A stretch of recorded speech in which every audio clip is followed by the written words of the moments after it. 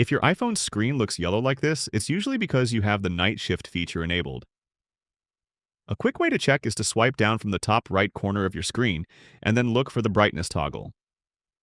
If you tap and hold that, you'll see a few important display-related controls: dark mode, night shift, and true tone.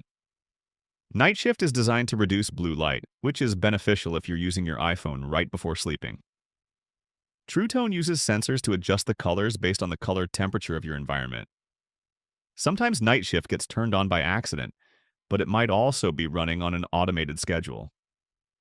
If you go to Settings, Display, and Brightness, and scroll down to Night Shift Settings, you can check if it's currently scheduled.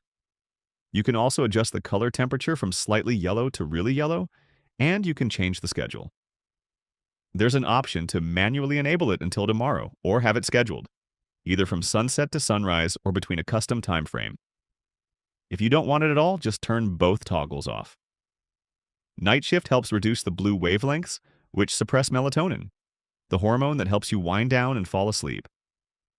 So when you use your iPhone or iPad late at night, the bright, cool-toned light can make it harder to fall asleep, disrupt your sleep quality, and keep your brain more alert than it should be. That's why features like night shift and dark mode exist. They warm up the screen and reduce blue light, so your eyes and your sleep get a break. Hope that helps.